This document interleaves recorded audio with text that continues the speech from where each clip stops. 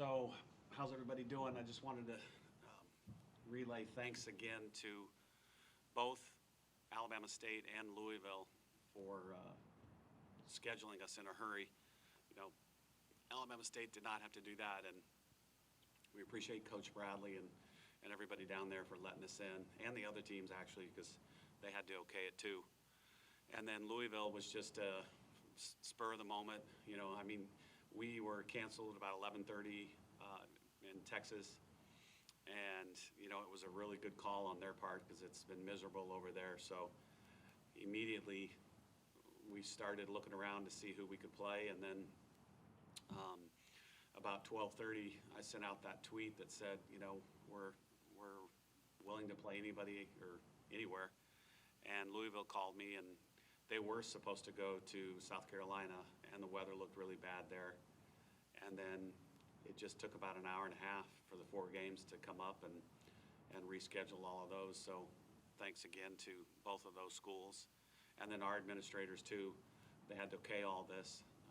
So we took a bus to Montgomery, drove back and forth, and then obviously Louisville came here on a really, really cold Sunday. But it was a fun weekend. I'm really glad we got to play, and now here we go again. All right, we'll open things up for questions for Coach Murphy, and we'll start things off with Dom. Hey, Coach. Over the weekend, we got to see some of Bailey Dowling's hitting abilities. She had a really good game against Louisville. Can you talk about just her abilities and how she's going to fit into this lineup? I just think it's going to get better and better because, like Lexi said, she was nervous as could be. And, you never know. It's your first game, you're a freshman at Alabama, and you're hitting in the 4 spot and playing shortstop. So welcome to college softball, right? But she handled it really well. She played pretty good defense. She got a little nervous, I think, on Sunday. Made her first error, and it's going to happen. I told her nobody's going to be perfect, and just be bigger and better for the next ground ball. And then her home run, I don't think any of you, I don't know if you got to see it or saw the highlight, but it was a no-doubter. And she's been doing that since day one, way back in August and September. So I think you're going to see more of that. She doesn't have too many holes in her swing, just very athletic, and just gives us a really good bat behind Bailey Hemphill. I'll go to Brett Greenberg. Hey, Coach. Hope you braved the lot of snow this past week. Looking forward to this weekend. You get to play LSU, a top 10 team, an SEC rival, outside SEC play twice this weekend. Can you kind of speak on that, what you're looking forward to playing the Tigers? Yeah, and again, this is probably gonna be a broken record for you guys this whole season, but we have to extend thanks to them and Liberty because obviously we had a team drop out, and then we had to redo the schedule. So everybody's, you just never know what's gonna come your way, and I think both schools handled it really well. So when Beth, she was supposed to go to Clearwater for the ESPN tournament down there, which we went to last year, and that was canceled. And then we had an opening, and I said, hey, you can come over here since we don't play them in SEC this year. And so she said, yeah, we'll do that because it's also good for them because we have the SEC tournament in May. So all of her new kids that have not played here now have an opportunity to play in the Rhodes House before May 12th. So it's a smart move on her part. And so, it was supposed to be one game on the last game of the tournament on Sunday, but since, Gardner Webb had to drop out, she was okay with playing us twice. And then, and Dr. Dot Richardson as well from Liberty, she was okay with the schedule change. So it's going to be a fun weekend. I think, Liberty's getting votes in the top 25. They're undefeated, 5-0, had a really good opening weekend there. I think they're supposed to play at Troy today at 3 o'clock. So that'll be a really good matchup because Troy's off to a really good start. So, it'll be 4 good games for us. All right, go to Robert. Hey, Coach. On Saturday, it's Claire Jenkins' senior day. Can you speak to what she has meant to this program? Well, Claire was, she was one of the most patient kids that we recruited because it took me a long time. And if you really knew me, you would know that when we vet a young lady and her family, it does take a while. And I kind of want to know what I'm going to get when they get here. And she waited for us for a long time, and it was success on both parts. We have absolutely loved having her and her family within the program. Just a great, great young lady. Graduated 4 years with a chemical engineering degree and now getting her master's degree this year. But one of the hardest workers we've ever had, and that comes directly from her mom and dad. Just extremely hard workers, very humble, no ego. Everybody loves her. She's the captain on the infield. Can play 4 infield spots as well as anybody on the team, and does a really good job of mentoring younger ladies and teammates, and just telling them, where to go, what to do, where's the ball supposed to go, that type of kid. And she does it in the right way. Her tact is awesome, much better than mine. So we're really glad that we can celebrate her on Saturday, and it'll have a different look and a different feel, but it's still a senior day, and it's going to be 2 really good games, and I know she's ready for it. All right, go to James. Just wanted to ask about the pitching performance last weekend. Obviously, it was a really great pitching performance, but what specifically was the key for that performance, and what do you expect to see moving forward? Well, again, I wish you guys could have seen it because it was awesome. Saturday, it was cold. Friday, Saturday were cold down in Montgomery. And the weather looked horrible on Saturday everywhere.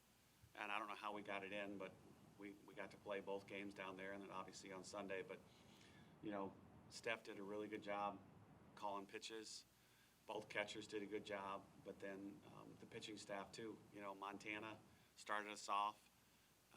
Obviously, it was a perfect game on the first day, and Sarah came in, threw strikes, looked really good. And then Kilfoyle followed it up, and I don't think she gave a hit until it was quite a while. So between everybody on the pitching staff, it was very, very good. I was pleased with everybody. And then, like Lexi said, she's from Tampa. She's not used to throwing when it's 39 degrees and her hands are freezing. And a lot of part of her game is making the ball move. And when your hands are cold, it's hard to do. So I just think obviously it's been a great start. We haven't given up a run. But I think they all can get better, and they will get better. There's some times where we pitch behind in the count, which was unnecessary. So when we get ahead of batters, I think they're really, really good. All of them. All right, go ahead, Katie. Hey, Coach, what has this just first week of the season, already semi-schedule changes, taught you and the team about how flexible you're going to have to be this year? Yeah, and I don't know if I told you guys this, but, the ladies that play softball have grown up since 7 or 8 years old, going to these big tournaments on the weekends, and they never know what the weather's going to be. There's no grounds crew usually that have a tarp or whatever at these big city parks that they go to. So they're just happy to be playing. And if it rains, at 3 o'clock in the afternoon, they could be delayed till 8 o'clock at night. And they just roll with the punches. And that's kind of the way they were. We were all set, ready to go.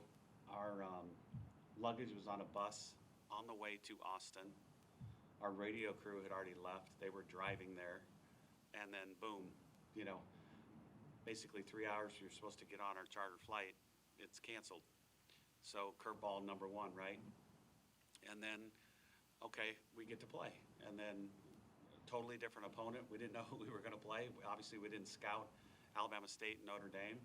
And just like Kilfoyle said, it's just kind of roll with it and, just compete. And then, Sunday was thrown together with Louisville, so it was somebody else. Thankfully, we played them last year at our tournament, so we knew a little bit more about them. But I think it's just going to be like this. And really, it's just kind of like football, where Alabama football handled it the best of anybody. Yes, they had great talent, but I also thought they'd handled all the adversity very, very well. And I know they gave up a lot, the players, the coaches, during the season to stay healthy. But I guarantee guarantee you that celebration at the very end was worth it all. All right, go ahead, William. Coach, on Sunday I drove by and there were fans in cars, there were fans outside the fence, just a handful braving the elements. What can you say about their dedication to Alabama softball, and what do you want to see out of fans when they are allowed to come into the Rhodes House this season? Well, I think we walked out, we hit inside, and then we got out there about, it's probably 11 a.m., you know, and it was cold. It was under 40 for sure, and there was a line of lawn chairs outside the fence, way up behind the brickyard. And I said to one of the players, I said, I think we might have some people watching today. And then as it got closer to noon, they sat in their chairs and got settled in and had probably 13 blankets on top, and a couple of them even had Alabama shakers. So I noticed that when one of our pitchers would strike somebody out, they would wave the shaker. So it's pretty cool. Just unbelievable fans, and I'm hoping, you know, this has been a long time for them too. And obviously it's a weird start time on Friday at 3 o'clock. It's still going to be cold, but we're hoping that we get our max capacity at every game, because the tickets, and I shouldn't say this, but I don't think we have too many to sell on day of the game, because they were all, you know, purchased before. So that's going to be a weird thing, because we usually had a really good walk-up crowd, plus our season ticket holders. So I'm anxious to see the noise that they can make with, I think it's around 800, which will be our capacity all year. So it'll be fun. I mean, anybody, after Sunday, there was literally photographer, videographer, and social media person. That's it, in the whole stadium. So 3 people besides the 2 teams. And so even if we had 50 people on Friday, it would make a lot more noise than what we had on Sunday. All right, go ahead, Robert. Coach, you're going against an LSU team who can put runs on the board quickly with a home run. How important is it for you guys offensively to steal bases this weekend to get as many runners in scoring position as possible? Well, we try to win the freebie war every game. So you guys all know freebie would be a walk, hit by pitch, the other team commits an error, wild pitch, pass ball, anything that gives us free base. So, and usually when you add it all up after a season, whichever team wins that war in every game will win the game. So we've done a heck of a good job. I think we're 19, is it 19 out of 20, Nate, stolen bases? It's ridiculous. Alyssa Brown has been terrific. Mac has been terrific. But we're going to use the green light girls, you know, because that's what they do best. You know, they can steal bases. So we're going to continue to run. Our execution can be better. So hit and run, slap and run, button run, those things. I think you're going to see some of those, because we have some really, really good young ladies that can handle the bat. And we have righties and lefties. So it's difficult for the defense to say, okay, is the shortstop going to cover second? Because if we hit and run, she just vacated that hole, and our hitter can put a ground ball right there where she's at. And the girl from first can go all the way to third. And if the outfielder makes a mistake and throws to third, then our hitter goes into second base, and now we have second and third, and that's what we want. So speed creates havoc, and if you watch the Notre Dame game Saturday night on the Alabama State live stream, you saw that the speed caused several errors by Notre Dame. And it's as simple as that. Because sometimes the speed of the game overwhelms people, and I think it really made a difference in that game. Any other questions for Coach? All right, if not, we'll end it there. Thanks, everybody. Hey, hope to see everybody this weekend.